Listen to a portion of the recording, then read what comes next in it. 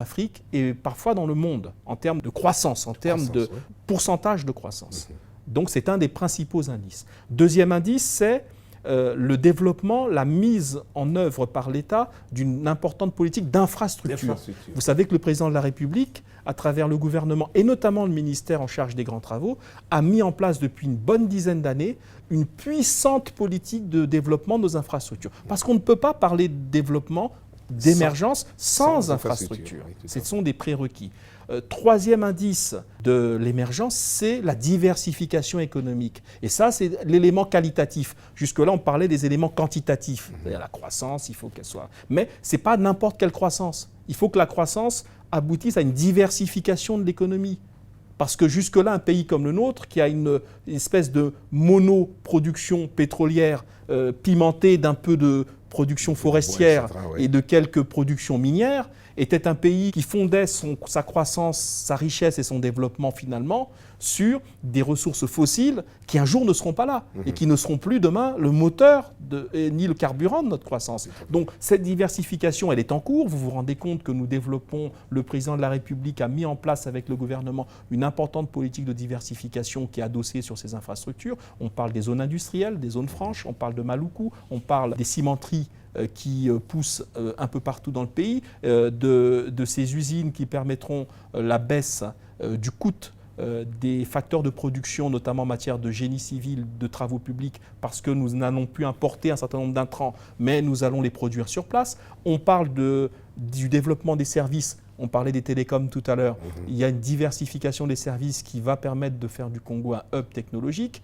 Et évidemment, les zones économiques spéciales, qui sont un des outils les plus performants au monde pour combiner à la fois une production qui coûte peu cher, un transfert de technologie, création d'emplois et donc de revenus pour ceux qui prennent ces emplois-là, eh bien cette combinaison vertueuse va être dans les prochaines années, et j'ai entendu dire, j'ai lu comme vous et j'ai vu comme vous que la Chine va nous accompagner pour la mise en place de la première zone économique spéciale à Pointe-Noire. Vous avez donc là une espèce de mix, de melting pot de tout ce dont on peut avoir comme indice de l'émergence. Enfin, et c'est là peut-être probablement notre prochaine frontière pour réalimenter le moteur de cette émergence, et ça sera probablement la tâche du prochain gouvernement, de s'appuyer, et du prochain président de la République surtout, de s'appuyer sur ces acquis qui sont déjà présents aujourd'hui pour renforcer notre politique en matière de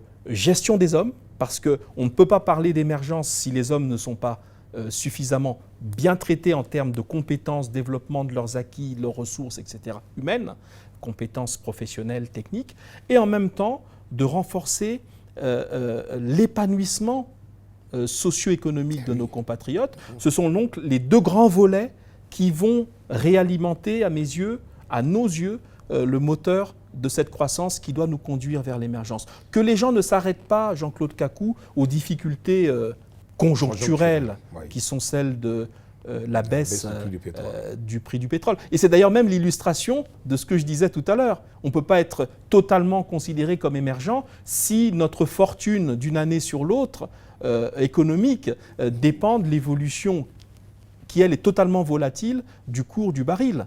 Eh bien, demain, quand nous aurons encore plus avancé dans la diversification de notre économie, la variation du prix du pétrole sera une donnée pas anecdotique, mais en tout cas relativement secondaire. Voilà. Donc c'est cela, à mes yeux, les quelques critères qui permettent de dire que nous sommes déjà sur la bonne voie, mais que ce chemin, il doit continuer dans la stabilité, il doit continuer dans la continuité, parce que pour que nous puissions avoir une chance dans les 10 ans d'être un pays non plus émergent, mais émergé, eh bien, émerger. Ah oui, émerger. On sort donc de la situation d'un pays en développement, mais on a émergé, on a sorti la tête de l'eau. Est-ce que, vu l'évolution actuelle des choses, 2025 vous paraît raisonnable ? C'est raisonnable parce que c'est dans 10 ans, et 10 ans en matière économique, c'est du moyen terme. Et donc, s'il y a maintien du sérieux dans la gestion, telle que la gestion est menée aujourd'hui, telle qu'elle est menée par l'État, parce que ne vous leurrez pas, les gens sérieux, c'est-à-dire les grandes structures multilatérales économiques qui observent la nature des politiques mises en œuvre par les États, considère que la gestion faite par le gouvernement congolais et l'État congolais est une gestion sérieuse. Si cette gestion sérieuse se poursuit, eh bien, nous pouvons raisonnablement espérer que dans les 10 ans, nous soyons un pays émergent qui a émergé. Tout à fait. Un peu partout dans le pays, des voix s'élèvent pour demander au président Sassou de faire acte de candidature. Vous êtes membre du comité central du PCT. Je sais que votre parti n'a pas encore désigné son candidat, mais je suis sûr que vous avez une idée personnelle sur la question.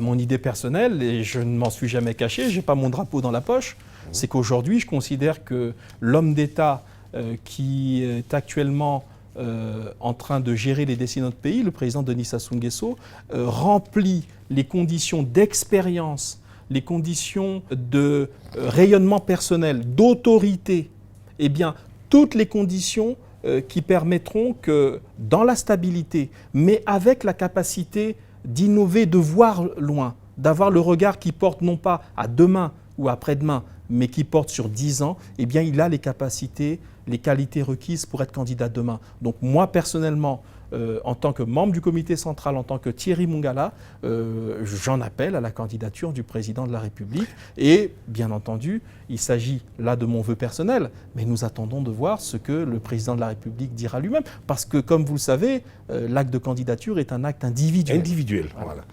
Mais alors, quand est-ce que le PCT va se prononcer sur la question ? Bon, le PCT a une procédure interne. Je crois que notre dernière session du comité central, fin décembre, a retenu l'idée d'un comité central extraordinaire, d'une session extraordinaire. Je crois qu'on en saura plus à ce moment-là. Est-ce que vous avez prévu un plan B ? Je veux dire par là que le président Sassou peut très bien décliner l'offre. C'est de son droit. Est-ce qu'on a prévu un plan B ? Le plan B, il n'a pas besoin d'être prévu dans la mesure où, comme je l'ai dit, la candidature ou l'acte de candidature est un acte individuel. Eh bien, si tel est tel désir du président de ne pas se présenter, eh bien, les forces politiques qui sont aujourd'hui celles de la majorité présidentielle trouveront les mécanismes pour désigner le ou les candidats qui devront porter leur couleur. À la faveur de l'élection présidentielle du 20 mars... Mais de vous à moi, je souhaite ardemment, bien entendu, que le président de la République fasse acte de candidature. Qu'il écoute les appels du peuple. Qu'il écoute les appels de tous ceux dans notre pays, et je pense qu'ils sont majoritaires dans ce pays, qui souhaitent à la fois le maintien de l'expérience qu'il a engrangée pendant les années troubles que nous venons de vivre quand même. On voit comment ça s'est passé depuis 1997. Et cette expérience engrangée, cette capacité pour lui de rassembler, d'unifier le pays, de réconcilier les Congolais entre eux, c'est très important, de réconcilier les Congolais entre eux, et bien que toute cette expérience capitalisée par le président continue à être mise au service du pays à un moment qui n'est pas non plus très facile. Tout à fait. Il faut installer les institutions de la République. Oui. Il faut donc une main experte, ce n'est pas un novice qui est capable de continuer à gérer l'État et en même temps d'installer la nouvelle République et de lui insuffler l'esprit que le peuple a voulu lui donner le 25 octobre. Monsieur le ministre, l'actualité africaine aujourd'hui est marquée par toute cette violence qu'on enregistre ces derniers temps en Afrique de l'Ouest. Attentat kamikaze à Bamako, hier attentat kamikaze à Ouagadougou devant un président fraîchement élu. Alors monsieur le ministre, quel est votre avis, quel est votre commentaire sur tous ces événements ? Bon, d'abord, c'est beaucoup de tristesse de voir que le monde, comme l'a rappelé le président de la République lors de son message de fin d'année à la population, à la nation congolaise, message de vœux, que la violence frappe à toutes les portes dans ce monde, qui est un monde aujourd'hui encore plus dangereux qu'il y a quelques années. Et nous déplorons que par fanatisme, par haine, il existe des catégories de citoyens à travers le monde, et notamment sur notre continent, qui pensent utile de s'en prendre à la fois de manière violente à des innocents et de créer ces situations de violence et de psychose. Donc il y a une condamnation pour nous face à ce fanatisme aveugle. La deuxième considération, elle est qu'il y a manifestement, notamment en Afrique de l'Ouest et en Afrique sahélienne, aujourd'hui, développement, tentative par ces groupes terroristes de déstabilisation des États de cette sous-région. Et vous savez, en matière de vilainie, en matière de méchanceté, en matière de terreur, il ne faut pas que nous considérions, nous, en Afrique centrale, que nous sommes totalement à l'abri. Justement, j'allais vous poser la question, est-ce que le Congo est à l'abri de ce genre de phénomène? Est-ce que nous avons des raisons de nous tourner les pouces et de dormir sur nos lauriers? Non, on ne dort jamais sur nos lauriers dans des situations qui peuvent découler, comme je l'ai dit, du fanatisme. Quand quelqu'un est fanatique et que sa vie personnel ne compte pas, il est capable de tout. Regardez notre pays voisin et frère, le Cameroun, qui est frappé, notamment dans sa partie septentrionale. Eh bien, le Cameroun, ce n'est pas à 10 000 km de chez nous. Donc, je crois qu'il ne faut pas que nous baissions la garde et que nos compatriotes restent vigilants. Maintenant, pour revenir à la situation récente du Burkina Faso, bon, c'est d'autant plus regrettable que vous voyez, il venait d'y avoir l'installation, après une élection démocratique qui a été saluée par tout le monde, d'un président de la République qui venait de former son gouvernement, qui, je ne sais pas, parce que je ne suis pas dans les détails politiques du Burkina, venait à peine de prendre ses fonctions, voire n'avait même pas encore pris possession de l'État complètement pour les ministres. Eh bien, on attaque à la fois le peuple, mais quelque part aussi, on entache le processus et on essaye de le réduire dans sa portée. Et il y a peut-être aussi une dimension, c'est que les terroristes sont un peu comme ces prédateurs qui attaquent à un moment de faiblesse, parfois les États. Ils se sont dit, c'était peut-être le moment de taper malheureusement sur un pays qui fait que, vous savez, quand il y a transition entre deux équipes au pouvoir, il y a certains leviers de l'État qui ne sont pas forcément tout de suite en possession de ceux qui entrent. Tout à fait. Et notamment en matière de sécurité. Vous voyez, quand vous arrivez, il y a toujours peut-être quelques semaines, quelques mois, où vous avez besoin de prendre en main ces leviers-là. Eh bien, manifestement, un président qui venait de prendre ses fonctions fin décembre, nous sommes à la mi-janvier quand intervient l'attentat, 15 jours, une quinzaine de jours, est-ce que l'État avait été, dans toutes ses dimensions, totalement pris en main? Vous voyez, les terroristes sont parfois comme des prédateurs qui, quand ils constatent une faiblesse, eh bien, en profitent. Donc, nous espérons qu'effectivement, notre pays frère et ami, le Burkina, va avoir tous les ressorts pour réagir et surmonter cette épreuve qui est une épreuve absolument difficile. C'est la première fois qu'un tel attentat intervienne dans ce pays. Mais enfin, nous considérons, nous, à l'aune de ce que nous sommes en tant que pays d'Afrique centrale, d'abord que nous devons être solidaires de nos frères d'Afrique de l'Ouest, et qu'ensuite, que nous ne baissions pas non plus la garde. Rien n'est acquis. Et donc, nous devons absolument considérer que ça n'arrive pas qu'aux autres. Nous devons considérer que chaque État, mais je crois que le président de la République l'a dit dans son message, et agit depuis toujours dans ce sens-là, ce sont des actions internationales, communautaires, pour ce qui concerne notre région et notre sous-région Afrique centrale, qui, demain, permettront de lutter et de vaincre ces groupes terroristes. Voilà. À la faveur de l'élection présidentielle du 20 mars, il y aura très probablement une nouvelle équipe gouvernementale. Thierry Mungala, est-ce que cette perspective diminue votre ardeur au travail? Est-ce que vous dites, bon, je ne serai peut-être plus ministre, autant ne pas me tracasser? Bon, je crois qu'à la minute où nous sommes sur Terre, quand nous naissons, à la minute, simplement on en prend conscience quand on arrive à un âge de conscience, on sait qu'on mourra un jour. De même, quand on est nommé ministre, à la minute où nous prenons nos fonctions, on sait qu'on les quittera un jour. Donc je crois que réduire notre ardeur au travail à la perspective éventuelle de ne plus occuper nos fonctions ferait qu'aucun gouvernement ne travaillerait et aucun ministre n'exercerait son activité. C'est une donnée absolument incontournable en politique. S'il y a bien un métier qui est précaire, c'est celui d'homme politique en général ou de femme politique et de ministre surtout. C'est un mandat qui dépend de quelqu'un d'autre, qui vous nomme. Tout à fait, qui dépend de la volonté de... qui peut durer une journée dans l'absurdité politique des choses, comme il peut durer quelques années. Mais dans tous les cas, il est absolument précaire. Et il faut s'en imprégner. Donc non, je ne crois pas qu'il existe aujourd'hui, au sein du gouvernement congolais, au sein de notre gouvernement, un ministre qui baisserait le pied ou qui mettrait l'arme au pied en disant « peut-être que dans 3 mois, je ne serai plus là ». Je ne crois pas qu'il y ait ce genre de calcul. Donc vous, Thierry Mungala, vous travaillez normalement tous les jours? L'État, le président de la République l'a rappelé lors du dernier Conseil des ministres de l'année, l'État continue son travail, l'État continue son activité. Simplement, il le fait dans un contexte particulier, parce qu'il faut à la fois continuer à gérer le pays au quotidien, et c'est le rôle de l'État et du gouvernement, et en même temps, il faut préparer les échéances au mieux et permettre que l'élan que va donner l'élection présidentielle aboutisse à une installation harmonieuse de la nouvelle République. Thierry Mungala, Premier ministre, ça vous tente? Votre nom a circulé parmi les premiers ministables du temps où le sujet était à la une, le lendemain de la promulgation de la Constitution. On disait, on a cité un certain nombre de noms, et Thierry Mungala était parmi eux, les premiers ministres. J'en suis flatté, pourquoi pas, mais bon, c'est des choses qui ne dépendent, vous le savez, comme moi, que de la volonté du président de la République. Et puis vous vous emballez, parce qu'on vient bien de dire que le président de la République va être élu et doit être investi après son élection.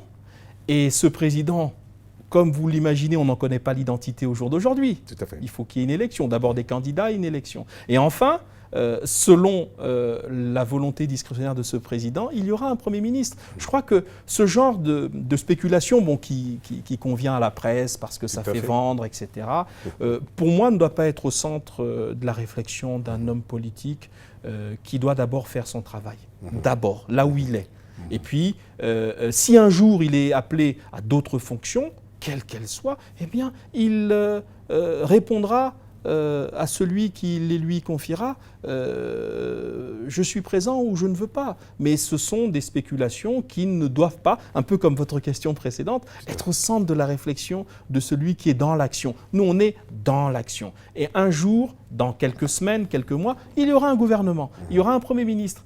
Eh bien, à ce moment-là, nous verrons quel président aura nommé quel Premier ministre et quel gouvernement. N'anticipons sur rien. Moi, je suis très heureux d'être aujourd'hui au service du président de la République et du peuple, dans des fonctions qui sont des fonctions d'État très importantes, qui me comblent. Vous savez que c'est une joie d'être au service de son peuple. À chaque jour suffit sa peine. Monsieur le ministre, c'est le mot de la fin. Est-ce que vous avez prévu, à titre symbolique, une conclusion à cette émission? Non, c'est de dire que je note, c'est une note humoristique peut-être, que nous sommes probablement dans une des dernières productions, dernières moutures du chemin d'avenir. Eh oui. Je parle de votre émission. Tout à fait. Parce qu'à un moment donné, il y aura un président élu et qui aura donné à son projet de société sanctifié par le peuple probablement un autre nom ou quelque chose d'autre. Moi, je souhaite que ce soit le même président. Mais peut-être qu'il présentera, si c'est lui, un projet de société au peuple qui portera une autre dénomination. Mais c'est simplement pour dire quoi? Pour dire que dans chemin d'avenir, il y a deux mots. Il y a chemin et avenir. Bon, le chemin, c'est le même. Il n'y aura pas un autre chemin, quel que soit l'élu. Le chemin, c'est celui qui conduit, comme on l'a dit tout à l'heure, vers l'émergence. Il n'y a pas 36 chemins qui mènent vers l'émergence. C'est cette politique sérieuse, rigoureuse, en continuité qui est menée par l'État, par le président de la République et son gouvernement depuis quelques années. D'abord le chemin. L'avenir. Mais l'avenir, il est l'avenir de tout le monde. Ce n'est pas l'avenir de telle catégorie de la population plutôt que de telle autre. C'est l'avenir du Congo et l'avenir des Congolaises et Congolais. Donc, ma conclusion, c'est de dire, quoi qu'il en soit, quels que soient les résultats de l'élection qui vient, quelle que soit l'ardeur des candidats à être élus, et finalement, quelle que soit l'identité de l'élu, eh bien, nous avons un bien commun qui s'appelle le Congo. Et ce chemin d'avenir, qui est celui d'aujourd'hui et de demain, restera, quoi qu'il arrive, un acquis, un prérequis, un des leviers qui seront utilisés par le prochain président de la République, encore une fois, quel qu'il soit, pour continuer cette marche vers l'émergence. Thierry Mungala, merci.